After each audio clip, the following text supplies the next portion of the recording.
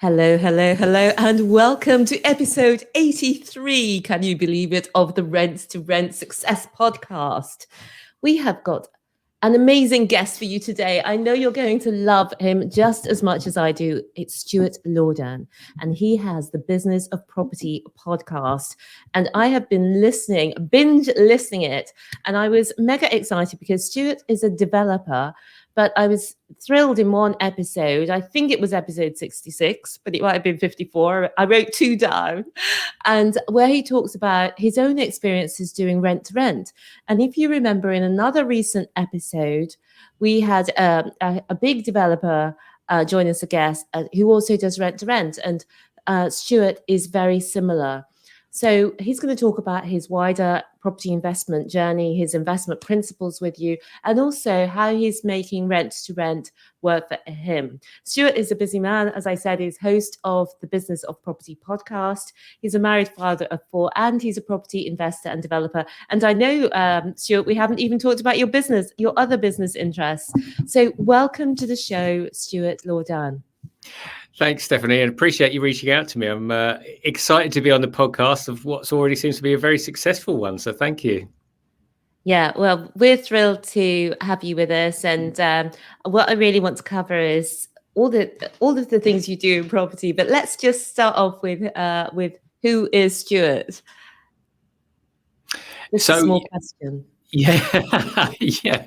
Well, as you mentioned, I've been married happily. We have to say that, don't we? No, I've been happily married for 15 years this year. Got 4 kids ranging from 12 down to 4, including twin girls. So as you said, that's kept me busy. Like many people before coming into property, I had that moment where I was working in a corporate job. I say that in inverted commas because it's just the easiest thing to say, but working in a corporate job where I suddenly realized that the higher up I went, instead of getting greater freedom and time and money, I was getting less of it. And instead of dealing with less crap, I was dealing with more of it and seeing the children less and less. And I realized that that's not what I wanted, as many of us do. So decided to look for alternative sources of income, found property, and started to get involved in property. So started developing, doing a number of things, which I'm sure we'll talk about, with property. Still do some consultancy on the side, and as you say, I've got a podcast with my colleague and friend Simon Pither, and where we just literally have chats about everything that we do in property, because we're doing different things and multiple things, and listening to other podcasts such as yourselves and other podcasts that we learn from. But essentially that's me in a nutshell. Yeah, and I listen to quite a few podcasts, but I really love the relationship between you and Simon, and the things you talk about, the detail you go into, the realism, the ups and downs. And you guys are both very busy with it. You've got a lot going on between the two of you. Do you know what's really funny, Stephanie? I'm sure you feel this, but I often feel like I'm not doing enough. I always think, God, I should be doing more. But whenever I sit down with Simon and Simon says, oh, what have you got going on? And before we record, I say, oh, not a lot really. I just say, oh, well, I'm just selling 3 properties, just finishing one refurb. I've just started another one. Oh, we're buying a property and I'm just finalising a rent to rent. And then Simon just looks at me and says, so not a lot. I'm like, no, not a lot. But then in my head, it's not. Let's go back. Let's do a little bit of a rewind, because you just talked about a realization that a lot of people have. You know, they're busy working, they're maybe being promoted, and they realizing that they're having less and less and less time to make the more money to spend or enjoy the things that they want to in life. And how do you go from there? Because so many people have that realization, and few of them actually take the plunge. So how did you actually get started? It's a great question, and one which I still ponder, because one of the things I often come back to is, am I getting what I want? And I wish I could have articulated it better to myself, because actually what I wanted was flexibility. It wasn't just about money. I think for me, and I know a lot of other people, money is the answer. But we haven't worked out the question, really. We just think that more money equals more of whatever we want. But actually, once I worked out that it was flexibility, I could start building my life around that.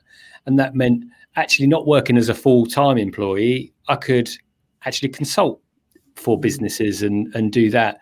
And what my first step, once I realized property was a way, so I guess to go back into my story a little bit, the story I always tell is that my wife owned a property, a little studio flat in Kingston, which we are about to sell actually. But back in 2007, when we were about to buy a house together, there was an opportunity to sell that property. And at that time, it must have been just borderline 2002, 2007, 2008, because the crash was happening. And essentially it devalued the property, and we had to start paying £100 a month on top of the rent. So we had a tenant in the property, and we had to, the tenant was paying their rent, and we were putting £100 in to cover the mortgage, which my wife said, well, there's no point in us doing that. Let's just sell the money, cash in. My version of the story is that I said, absolutely not. Let's keep the property. I think we can ride this out. She now denies that ever happened, but that is my version of events. Anyway, we fast forward the clock about several years, and of course we did ride the storm. The property itself, the capital growth was tremendous in terms of it was valued at roughly 2.5 times what was originally paid for, and that gave me my first insight into property. Then in 2014, 2015, we released some capital from our home, and I'm going to age myself, and that was my 40th birthday around then. We went to Australia, took the kids to Australia. I had 3 at the time. We had 3 kids under 14 months because we had the twin girls. And we went to Australia for a few weeks, had a great holiday, and I came back and I realized that the money we'd released from the property was being covered by, again, the growth that we'd seen in the property's value. And I remember just having this sort of moment in the local town where I live in Redhill, where, combined with those other things I talked about, where realizing I didn't have enough time with the kids and I wasn't having flexibility, I just had this sort of moment where it was just like, actually, property could be a way out, because not only do we get the rental revenue, as we know, but there is this capital growth that we can also benefit from. And I think that was my moment where I thought that there should be a way out, and that kind of took me towards property as a solution. So, $1 million question: what did you do with that equity that you took out of your home? Because that's another big moment for many people. They've got the money now, but they're terrified to make that first investment. So what did you do next? Well, this is the thing that makes me laugh, because I'm sure you will talk to many people and say, just focus on the thing that you need to do, focus on that one thing. And I say to people, find something that you want to do, as in the property strategy, and focus on that for a bit until you get successful. It's the follow one course until successful. But with that money, I think I started a refurb stroke development project. I bought an HMO and I think a flat. So, wow. So I think I thought I'm just going to throw as much mud at the wall as I can and see what works. And a number of things happened. So the property I bought was on an acre of land, and the idea was we were going to extend the property exactly the same size that it was, double the size of the property, and essentially sell it for profit, obviously, and develop an HMO for cash flow. And the property that we bought for development potential, I think I put that down as a 4-month project plan for everything. I mean, I just look back at myself and think, what were you thinking to buy a property, do a double extension on it, get it through? I mean, the planning alone took 6 months. Yeah. And to be honest, it took so long where I just changed my mind and said, actually, rather than do the extension, we're just going to refurb it to a very high degree, sell it on with planning, so it's got potential. And the HMO. The HMO was the first thing that I actually bought with the funds I'd released from the property. And quite simply, as everyone I'm sure will know, listen to this, that was the cash flow driver, and that's what drew me towards I like to call them co-living properties, just because HMO, I know they are HMOs, I know that, but that's a term coined by councils, and with my marketing experience, I don't think councils are the best people at presenting things in the most attractive way. So yes, co-living can be construed as, are we trying to be too creative with it? But it's putting people in houses where they are going to live together as a mini community, hopefully, if they're going to live there for a long term. But anyway, so HMO properties stroke co-living was where I saw the benefit, and I started investing in student. So that's kind of where I started. Yeah.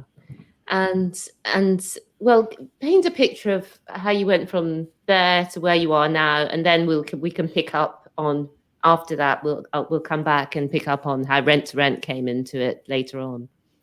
Yeah, so I started my company, Lord Pounder Property Limited, in November of 2016. So it's going to be 5 years this year. And essentially the idea was we were just going to build a big portfolio. So again, my very naive target was 100 rooms in a year. And just for context, I'm up to 53 4.5 years later. So that gives people an idea of the reality of it. I don't deny that people could do that with certain strategies. And I do think everything is possible given the right amount of time, money, or expertise. But my experience was that just everything took a little bit longer. Obviously, it took more money. But we then bought a 13-bed student property.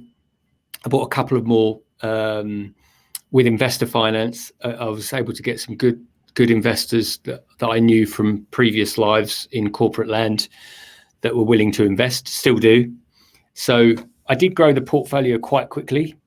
With the benefit of hindsight, I'd say too quickly, because I'm still paying for some of that now. But essentially, I built it up to, let's say, 30 plus rooms, owned rooms, and got to a stage where I realized that the cost of purchasing, the cost of refurbishing, and the cost of the finance was becoming quite detrimental to what I saw as the long-term success of the business, which is what then started getting me to think about rent to rent.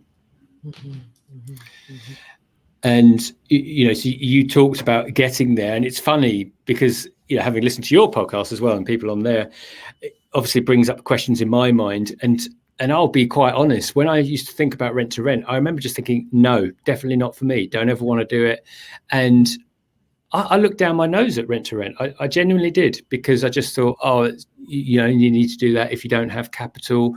And to be honest, that point of view was just born of ignorance, was just born of not knowing enough. And I realized that now, because once I started looking at it, I thought, actually, it's a very viable alternative to providing significant capital.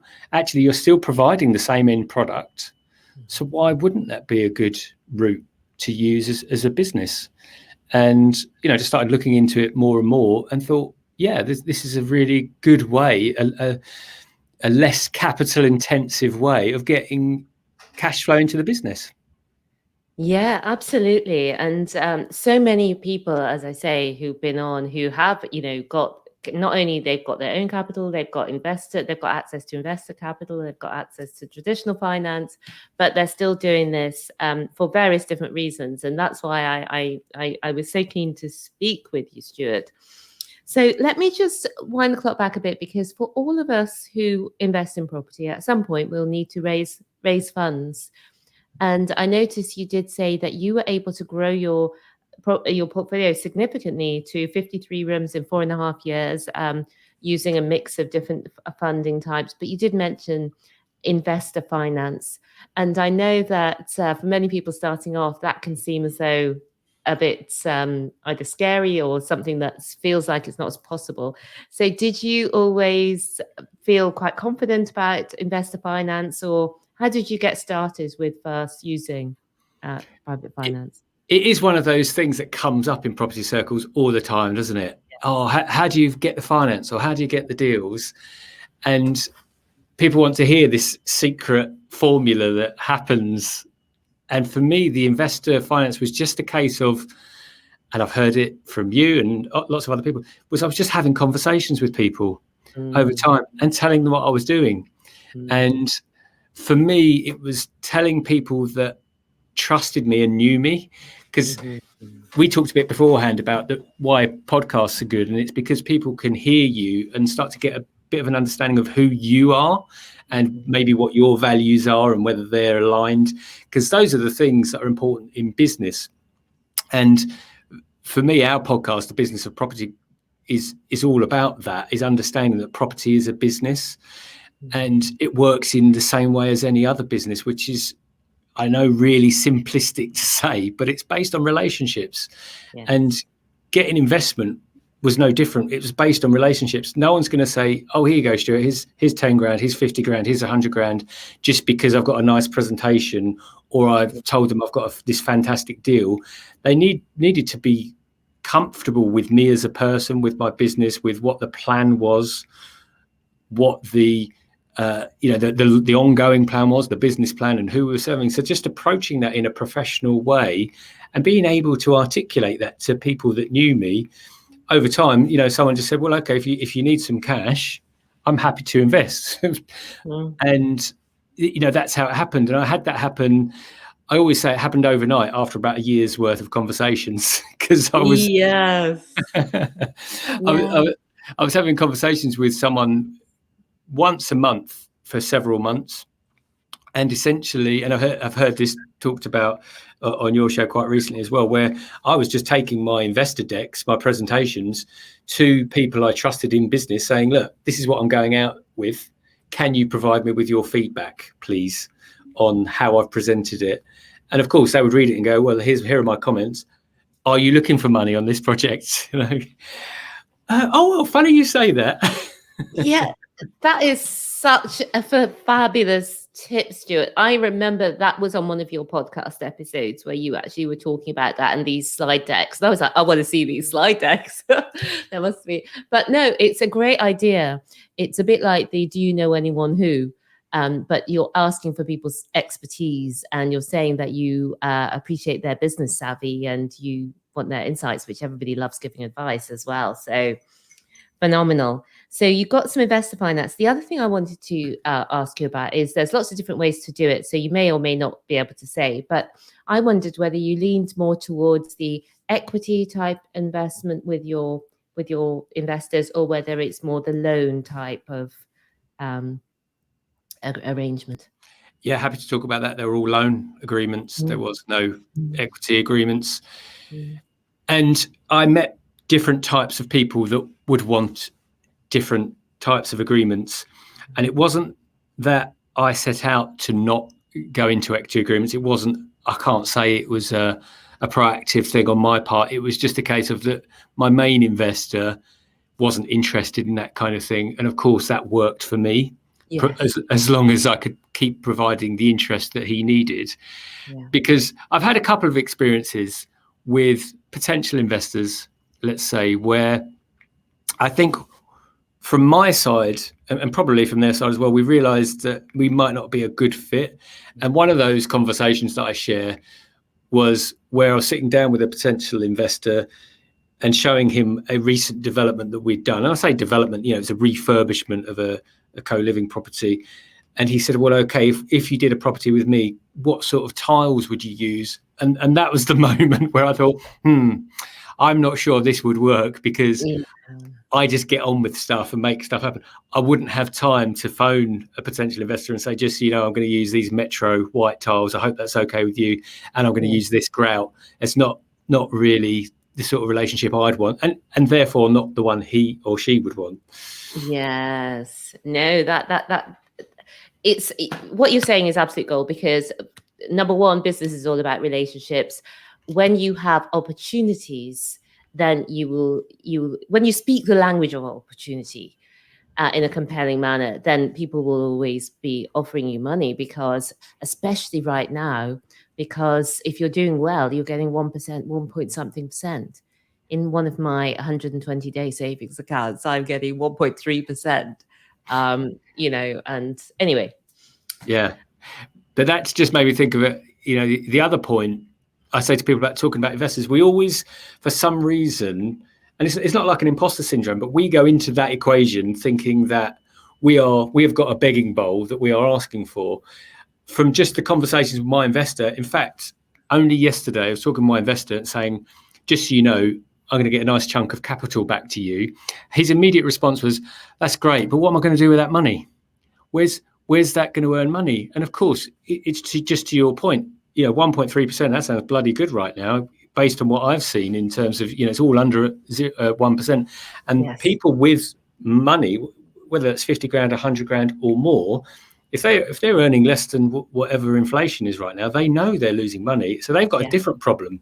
So actually, we're helping each other. Yes. Oh, gold dust. And Stuart, of course, now big on the Rent to Rent Success podcast. I'm very interested because I know you had strong views on rent to rent. I heard about from your own podcast. And I think I share with you some of that in the fact that I think the reason why rent to rent in many has a bad name is because there are people doing it so badly. And that those are the ones that we tend to hear about. But tell us about your foray into it. So it's really just a continuation of what we were talking about before, where to get cash flow into my business, I realized that it takes a lot of time and effort. And that's not to say it doesn't take time and effort in rent to rent. Of course it does. You know that better than I do. But it just takes less time, maybe more effort, I don't know. But on that sort of equation, I realized that to get cash flow into the business, rent to rent would be a good viable option, because we wouldn't have to find the deposit for a property. We wouldn't need to pay for the conveyancing costs. We wouldn't have to go through the conveyancing cycle. So once I looked at it, and like you say, I think the other element for me is, and you've heard Simon and I talk about it on the show, is that I think it's when people talk about no money down, that's okay for me, as long as you're clear that it doesn't necessarily mean no money in. I think as long as we're clear on that, because for me, there is investment. Even if it was just my time, I value my time. So therefore, there is something going in. And even if it were investor funds, for me, that is money in. It just happens not to be my money. It might not be my money down, but there's someone's money down, and therefore they will want a return. So I think for me, it's just the connotations around that, because rent to rent is labelled as a no money down solution. Once we get that out of the way, I then say, well, okay, rent to rent, what I've seen is the reason people aren't renting their properties is because it needs investment. It needs, a lick of paint, refurbishment. It just needs some TLC. And I had done a campaign, and it's funny because I think you talked about before about people being fearful. And I was very fearful about doing rent to rent, A, because I didn't want to get it wrong, and B, I didn't want to be seen as a charlatan and all of those things. I had those things in my head. Oh, will people look down on me? And I realized actually, no, it's a solution. But I had done a campaign where I had a few landlords come to me, and one of them came to fruition and actually went out to see his properties. And I think he had 2 or 3, and he took me to these properties. And bottom line is, we got to a stage where he said, yeah, I'd like you to take on my properties. I'd already given him a quote for what it would be. And when push came to shove, I didn't do it, because I was really fearful of getting it wrong, because one of the properties needed a lot of work doing it. It was one of these from possibly the late 70s, 80s that had all that wonderful pine stuff going on in it, that I just thought that it just needs ripping out. And then I thought, oh God, well, if I'll spend money on ripping that out, I'm going to have to do this, I'm going to have to do that. And then I thought, oh my God, maybe I won't make money if I do this. And it's a 5-year commitment. What do I do? And the truth is, fear stopped me from doing that deal. And I had to reflect on that.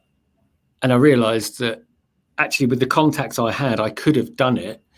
So it brought me to doing the next sort of campaign to get landlords. And the next 2 landlords that I met, we took on those properties and actually filled them before they'd signed the contracts, which showed me that before, the only thing that's stopping me was the fear. And I should have just done it then. Actually, I'd be a year ahead of where I am now as regards the rent to rent side of the business, or I just call it the leased properties business. So I now have, the company has owned properties and leased properties. That's how I sort of model the business out. Yeah, no, that's really interesting. And thanks for, being so real with us, Stuart.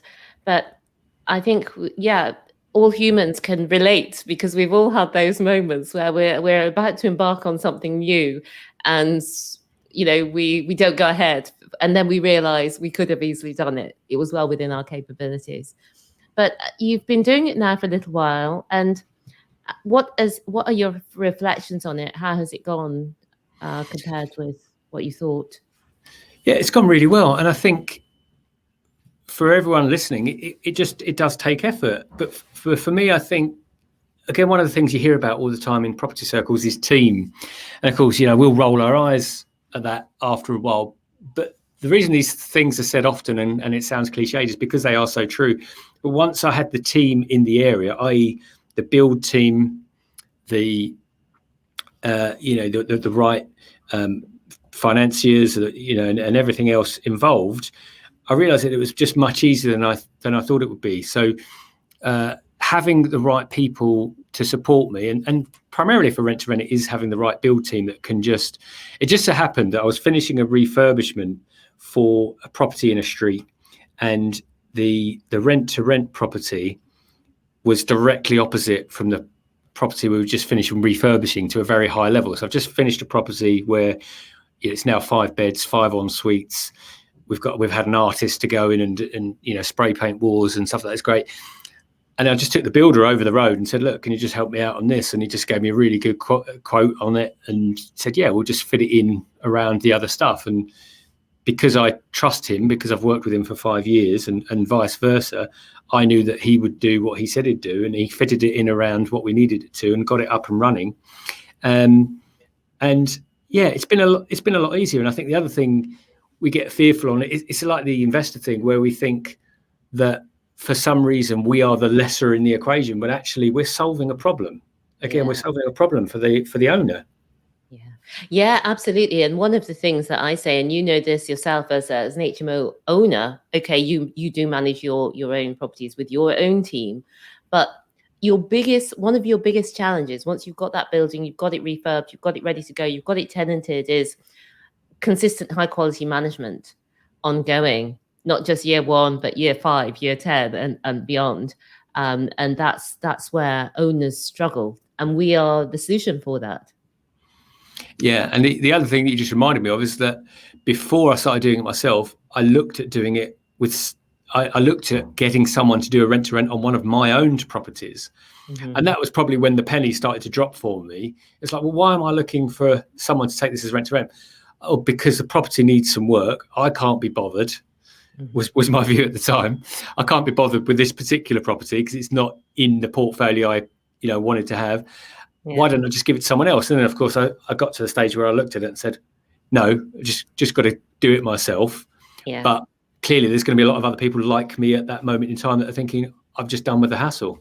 Yeah, well, exactly, because you want to, like we do, make the most out of your property assets, make your property really work for you. Whereas other people, they've just got their property on the side. They just want it to be going over without causing them any hassle. They've got their businesses or whatever else that they're focusing on, and they're not really interested in the property. So you're a great solution for them. As we draw things to a close, Stuart, I'd love to know what is exciting you in property this year and beyond.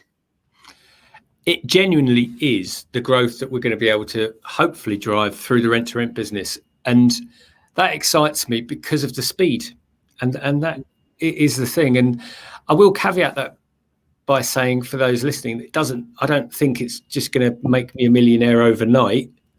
Not in that way, but just the sense that actually we can just move much quicker once we get the properties online in terms of getting the landlord's agreement. Even verbally, I know that we can turn those properties around in a month or two, 4 to 6 weeks sometimes, depending on the work. So for me, it's about growth. I've just hired someone into the business, and she's now working with us for half of the week, also looking at employing someone else. So for me, it's about growing the business. That's what excites me. For me, it's about how do we provide better living spaces for people?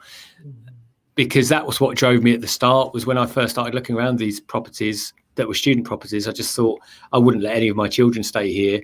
And so, like, my first rule of thumb is, would I allow my children in one of these houses? That's the bare minimum.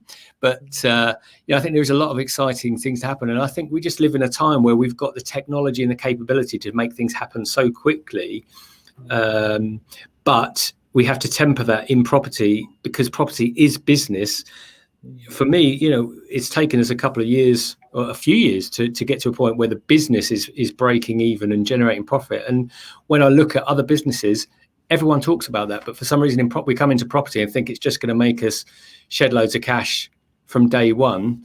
It can do if it's built the right way, but it's just acknowledging that it does take time to build a good business with the right foundations. But yeah, I was just going to come in there and say that what you're talking about is it takes a while before you start making money when you're buying assets, because you've got all of that money going out, and especially if you've got debts, if you've got loans as well added to it, which you do when you're buying property. But typically with rent to rent, you're making your money back. You start actually becoming profitable much more quickly than you do if you buy the asset. But obviously in the longer term, owning the asset is going to make you richer than renting it. But in short-term cash flow, rent to rent is, not unbeatable, but it's really, really, really good. Go on, because you hadn't finished, had you? No, and just on that point, and that's absolutely right. And most of the properties I take on, we would look for them to at least return the investment, as in the rent-to-rent properties, to return the investment within 6 months, 4 to 6 months. And I know you could do it quicker than that, and that is amazing. And that is why I'm excited about this part of the business, because it can grow so quickly, and can return any investment I've made into it much, much quicker. Yeah, Stuart, I've jumped in again. Sorry about that. But what I was going to say is that you mentioned it takes a while to build things up. But what I love is you also mentioned that you started in 2016 with buying the investment properties, and that's 5 years in. And within 5 years, I feel that that's the time when everything starts to really compound. We're also 5 years in, not as many units as you. We're at 28 and owned. And we're now seeing that, for some of those properties, they've gone up significantly in value. The LTV has reduced already. We've got the buildings refurbed in some cases and cash flowing. So we are really starting to see that growth, and I'm sure it will go up hockey stick like when we move up to 10 years. And that's my hope as well. And I think that is the important message for me when I talk to people, is that property is a long-term game. Yes, renting is definitely a good short-term solution. And as you've said as well, I like to think, even though I'm signing 5-year contracts, my view when I'm signing these 5-year contracts is that when the final year is approaching, I would hope to be talking to that landlord who is so happy that he'd just say, yep, let's just do another 5 or longer. So even with the rent to rent, I'm not thinking about it as in inverted commas, really short term. I'm thinking, well, how do we just keep this for 10 years? Because if it works for the landlords, she or he, why wouldn't they just carry on? Because they want to just have their freedom in their life, and we can help with that. And of course, in the owned properties, in the area that I'm in the southwest, it doesn't grow. The capital growth isn't as good, but of course that is growing over time. And like you, a property that was on 85% is now on 75%.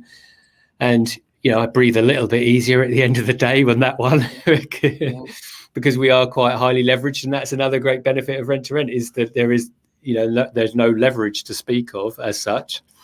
Yeah. No, it's a phenomenal business, and I get excited whenever I, have guests on. But it's been really, really, really good to have you here, Stuart.